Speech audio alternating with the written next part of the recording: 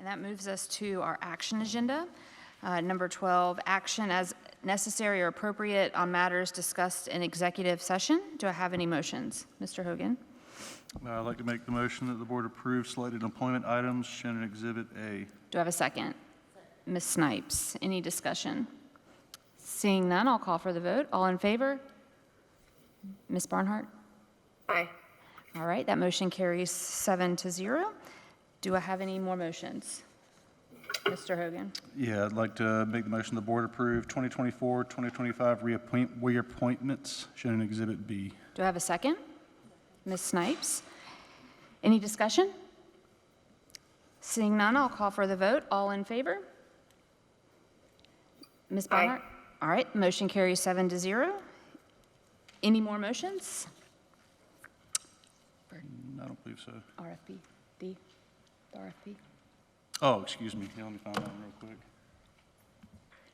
Anybody have any motions, for D? Mr. Scully? Approve the contractual matter regarding professional development services, Exhibit D. Do I have a second? Ms. Snipes, any discussion? Seeing none, I'll call for the vote. All in favor? Aye. All right, motion carries 7-0. Any more motions? All right.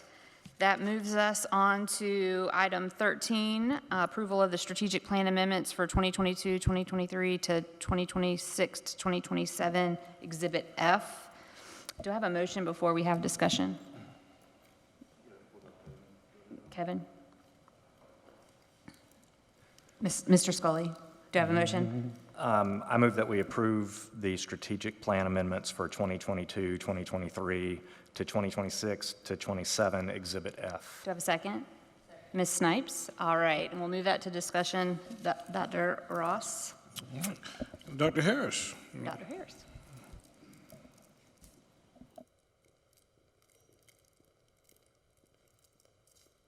Good evening, members of the board, superintendent, and community. We're certainly here to respond to any questions that you may have related to the strategic planning adjustments that have been made available to you.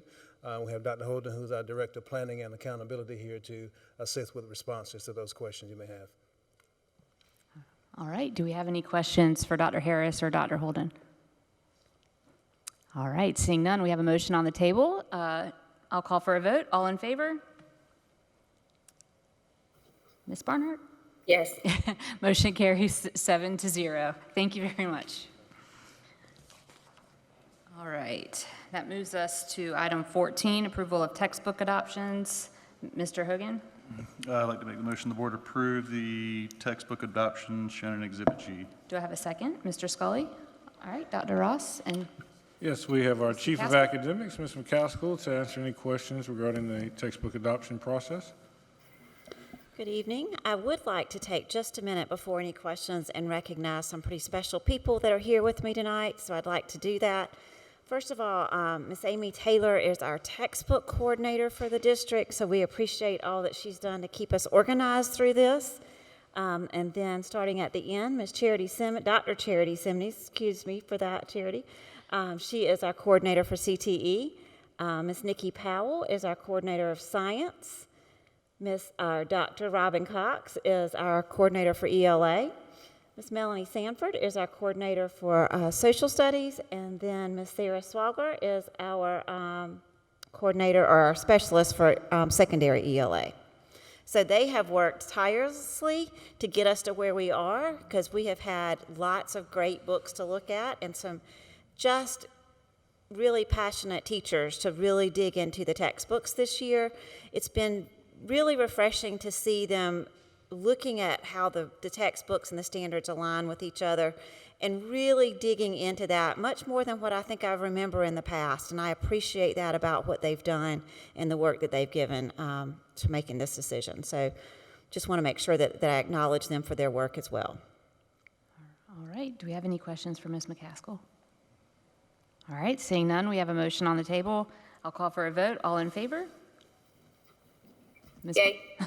Motion carries 7-0. Thank you very much, Ms. McCaskill. And that moves us to item 15 on our agenda. Do I have a motion?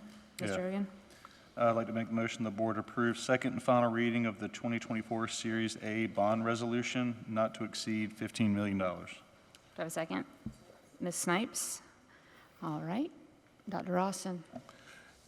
Yes, so we have, for second and final reading, we have also the bond resolution. So our interim CFO, Ms. Marty Rolls, here to explain Exhibit H. And then the projects funded through the 8% bond issuance, we have our Director of Operations, Mr. Dave Wiseman. Yes, sir. Thank you, Dr. Ross. This is the same resolution that we looked at the last meeting. I did get the information regarding the cost of issuance.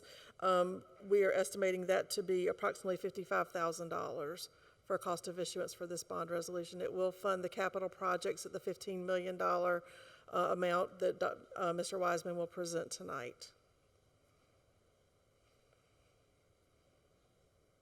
Any questions for Ms. Rawls? All right. Thank you, Ms. Rawls.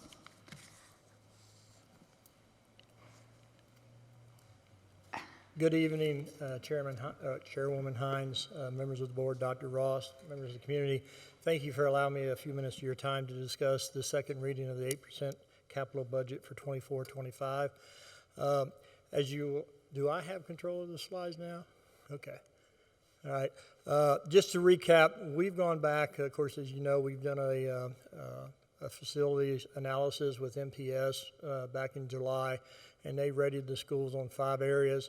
And to keep in the flow with what we're doing with the capital projects, we're using the same verbiage and identifying the same areas so that we can make sure that we're tracking all the projects across the board. So again, just to recap, we have over 3,700,000 feet of property that we have to keep maintained, and we've gotten over 11,000 items that we identified that we need to address. And again, I will remind you that this was on about the last day of July. It doesn't account for new things that we've acquired or learned about since then till present. Again, those 5 areas are health safety, which basically is your life code, your ADA, and building compliance. Building envelope, which is your building exterior, including the framing, the roofing systems, and the masonry systems. Mechanical, electrical, and plumbing, which includes your HVAC, building automation controls, potable water, sewer systems. Site conditions, which includes grounds and landscaping and erosion and drainage.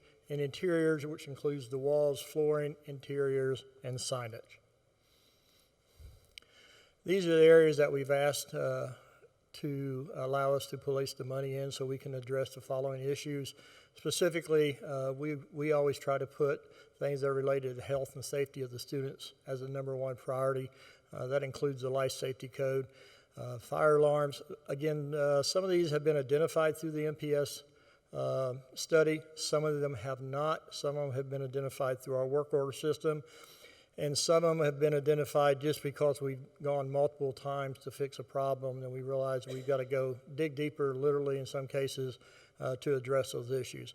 So there's a fire alarm issue at Dutch Fork Elementary we need to address just because it's old, it's outdated, and we need to get that replaced. Elevator maintenance across the district, we need to make sure that we maintain those in accordance with the fire marshal and the safety standards. I'm not going to go through all of them, but as you can see, ADA requirements and safety issues are the issues that we want to address primarily with this capital project. Building envelope, roofing is always going to be a continuing problem. Of course, as it rains, we identify more issues.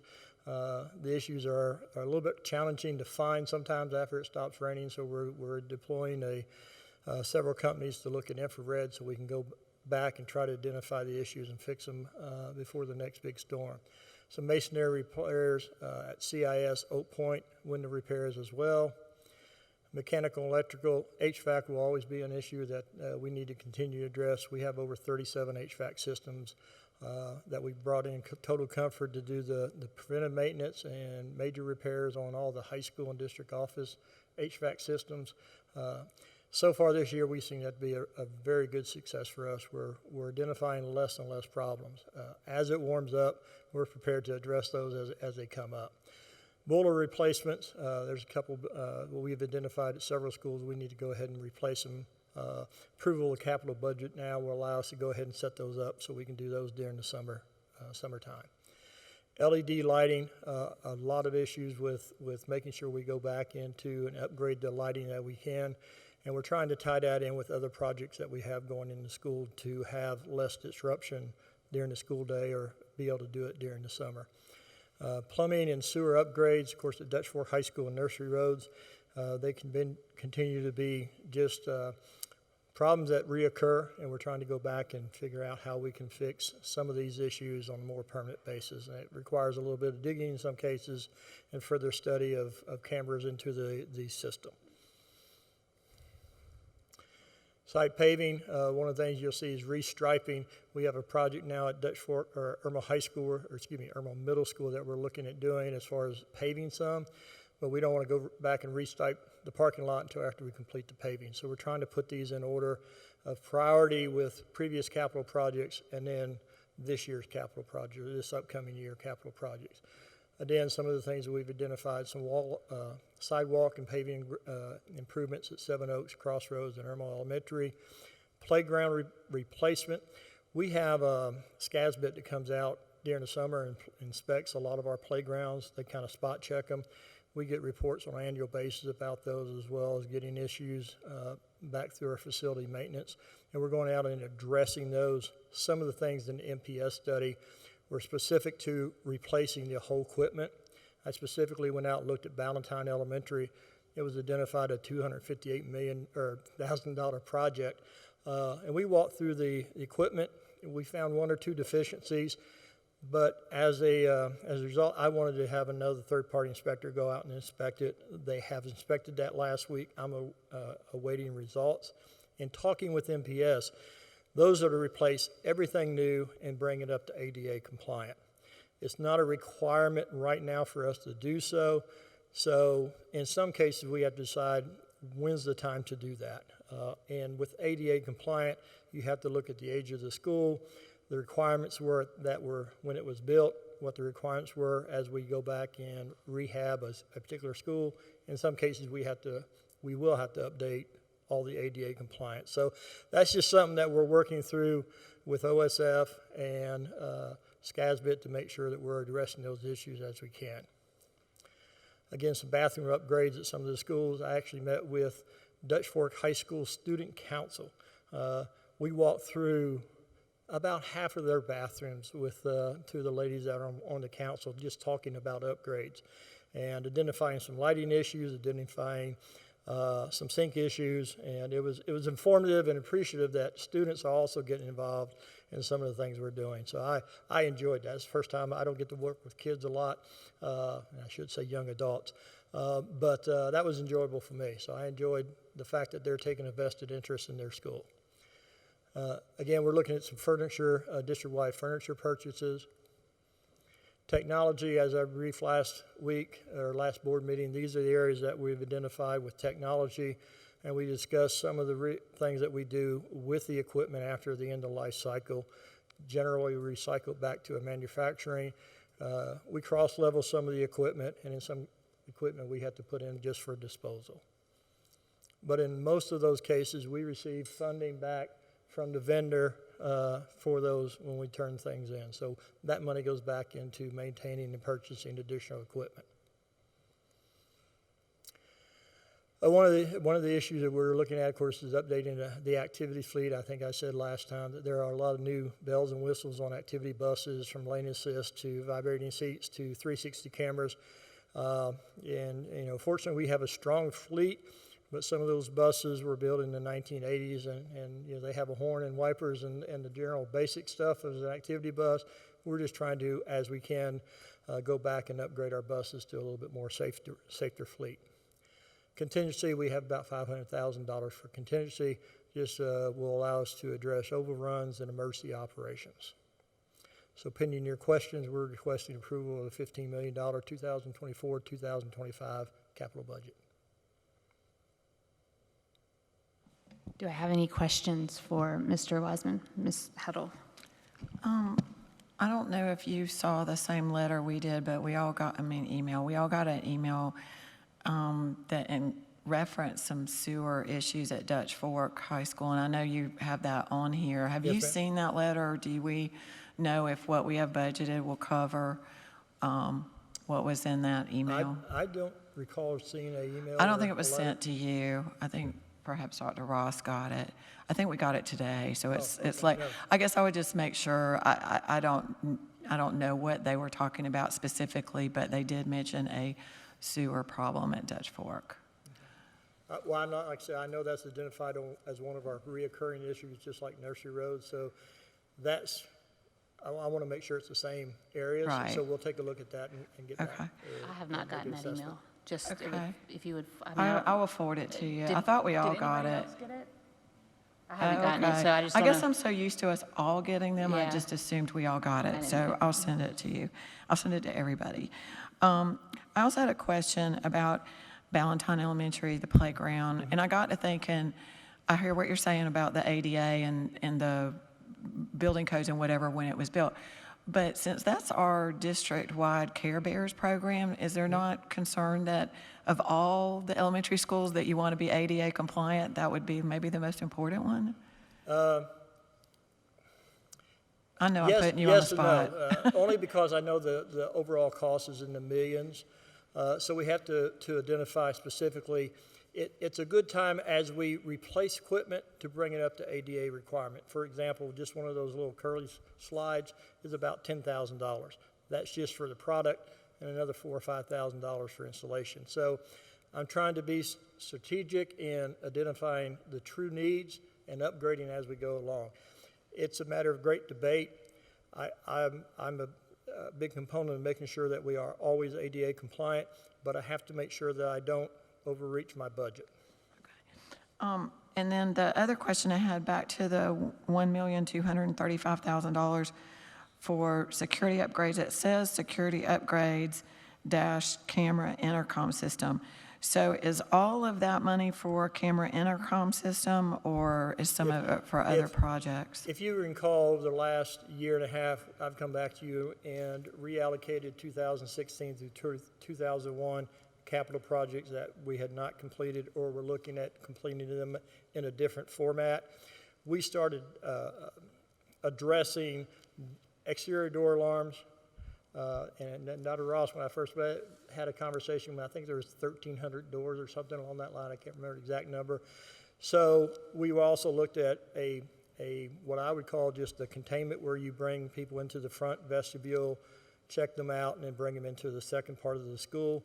We started addressing those. Some of the schools have a natural barrier already, so we've upgraded an additional camera on the inside that ties into our security system, and a video audio box on the first door as well as the second door. So in some of the schools, we actually had to go back and redesign either interior-wise or bring in something that will fit and look aesthetically pleasing on the outside of the school. We believe that it's going to be cheaper to do it on the outside of the school, so we're not having to go back and upgrade some of the other fire alarms and sprinklers and HVAC systems in there, and it still meet the requirements for that second set of doors into the lobby area. Alan's talked to a company, and we're getting a few ideas on how that might look. So we have, I want to say, 5 schools that we have all the alarms on, about 6 schools that we've put in both security, not only the interior camera, but also the door alarms or the door video cameras and release buttons, because they had natural locations to do that with. Now we're having to go back and hit the schools that have just one point of entry that we're going to have to design either inside or outside. So we've been addressing those issues with previous capital money. Now we're at the point where this is the time to start looking at the more costly renovations to do that, to allow us to do that. Ms. Otto, can I jump in on that question? So when we're talking about the security upgrades for this 2025 capital projects and what you were just talking about, and then we look at the fact that when we have the bond conversation in a little bit, the very first item is security measures and vegetables, not vegetables, vegetables, and we're talking about those issues. I think this kind of brings up like the confusion of keeping track of like what we've done and what we haven't done. And as we approve this tonight and we are looking at these projects for this $15 million and we're talking about future projects for security, which is the number one issue on Dr. Ross's proposed list, are we making sure that like we're not duplicating efforts, or that I think that that's kind of what it was going, like in our last conversation at our last meeting, about trying to keep track of the projects and where the money was going to make sure that we're not duplicating effort. Does that make sense? Yes, ma'am. Because you could say all of that, like right now, you didn't give us any specifics. Okay. So when we look at the projects that are going to come up on a bond resolution or a bond referendum, Go ahead. I want to know that we've already checked these lists off so that they don't come up in 4 years and we're like redoing a vegetable. Okay, I'm not saying that word anymore, okay? Madam Chair, if I may. One question as well.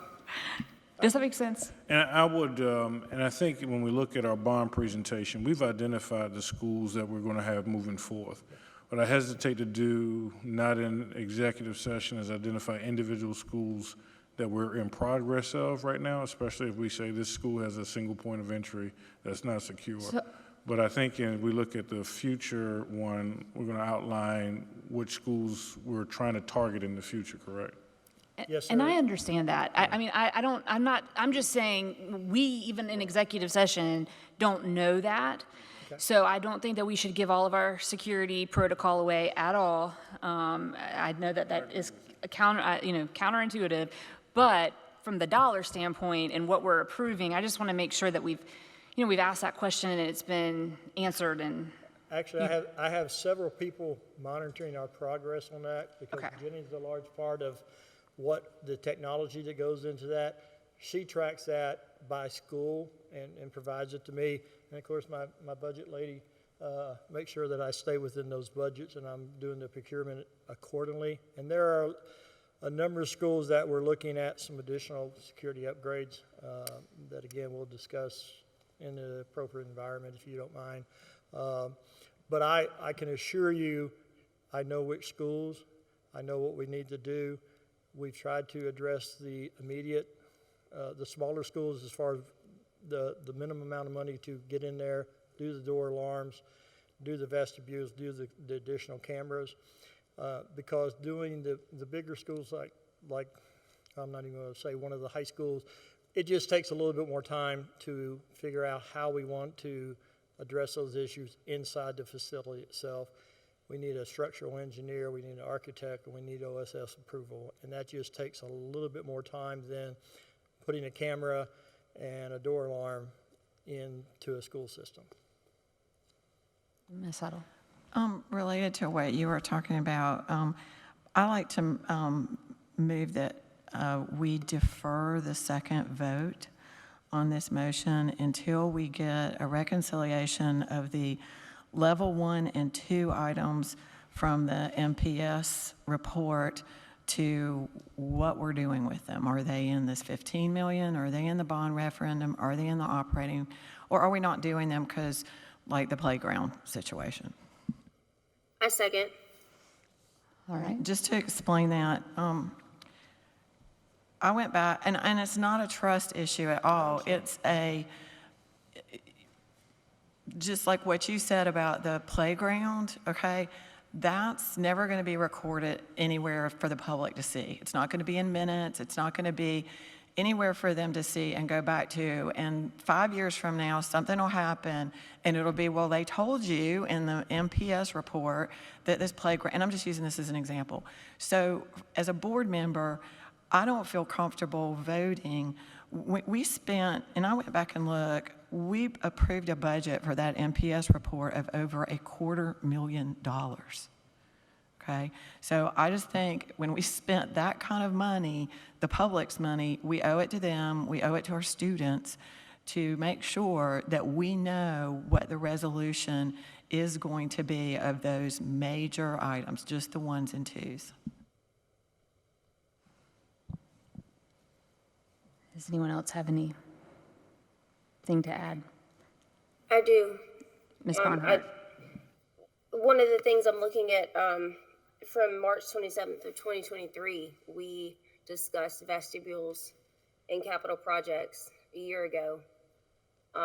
That was a part of something we voted on back then, and so I'm just curious as to, are we voting on something that's new or something that's already been done? And I think it goes to Ms. Huddle's point to where we're asking, we would just like to have something that shows us exactly what it is that we're voting on, exactly what it is that we're doing, so that we can make an informed decision for the taxpayer dollars that we're gonna spend to do this project.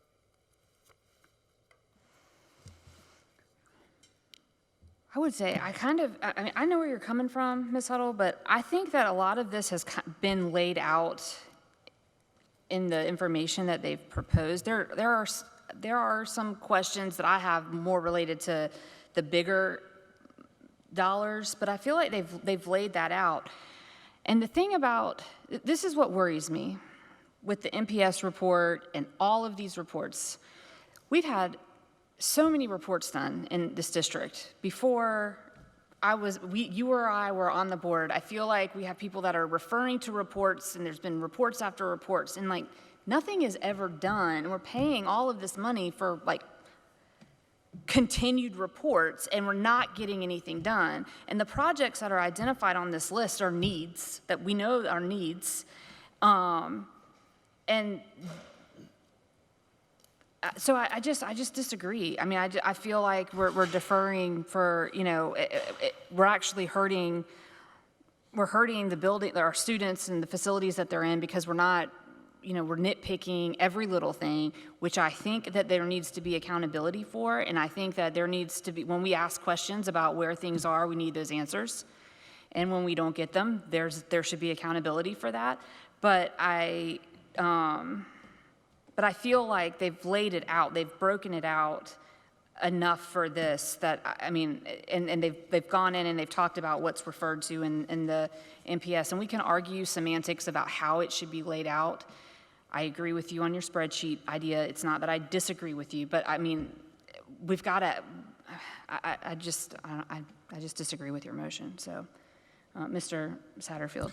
Yeah, I'd like to add this. You know, I've been through this process many times over the years, and this is a long and arduous process. This is not something where, even with MPS, they just came up with a list. These are issues that these folks deal with on a daily basis, whether it's the sewer or the roofs leaking. These are continual problems. And, you know, we can always go back and say, well, tell me more about this or tell me more about that. But I can tell you, when they start looking at some of these issues to repair, if you allotted $50,000 to fix a sewer, it doesn't guarantee that $50,000 is going to fix the sewer. It's just part of the process. It's how it goes. And these are issues that they have been looking at for a very long time. And I agree. I think we're sort of nitpicking, going back and forth with this. I say, let's move forward and give these folks what they need so they can get the job done.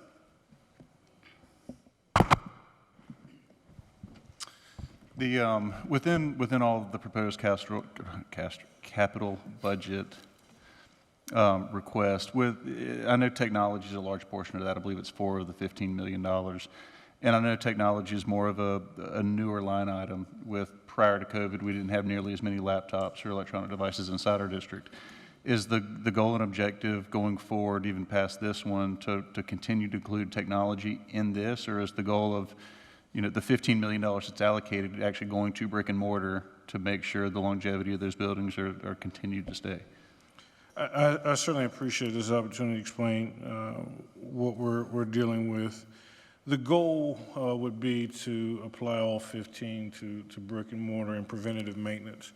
We know we're not there. We use the $4 million of the 15, of course, for the maintenance of this project with so many Chromebooks.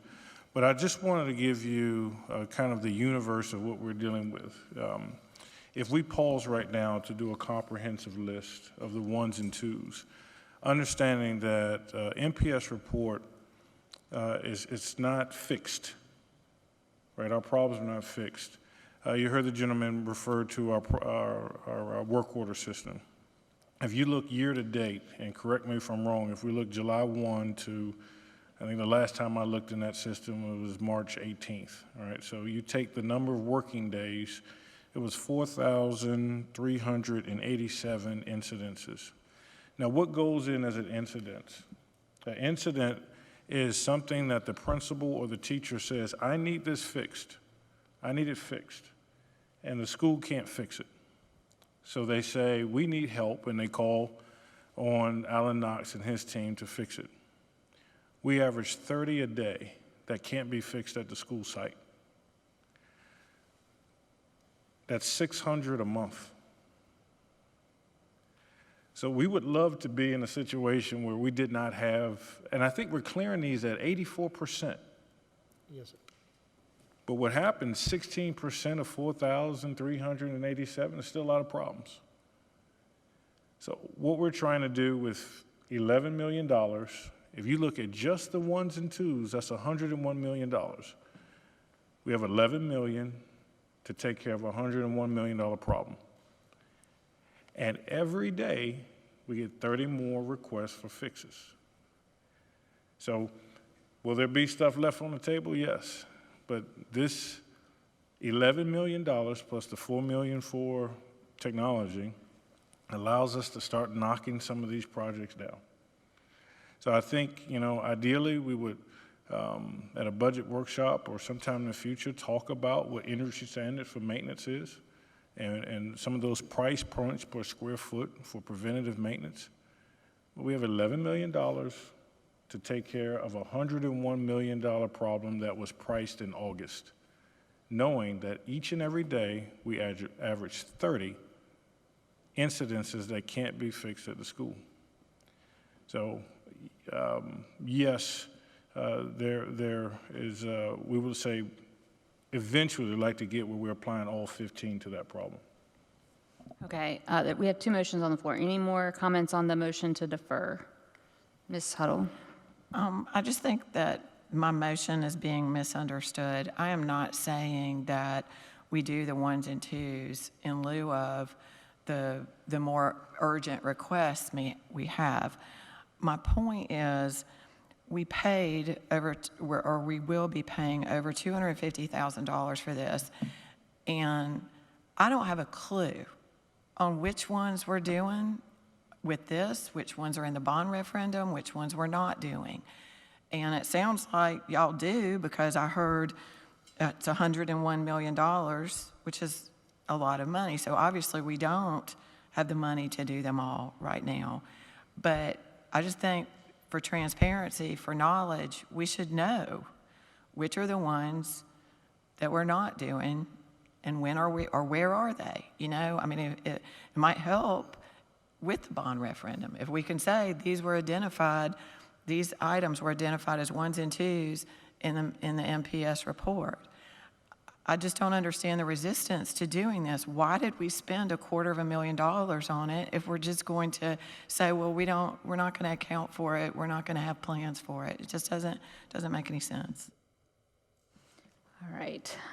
We have a motion on the table. I'm going to call for a vote on Ms. Huddle's motion to defer. All in favor? Yay. All opposed?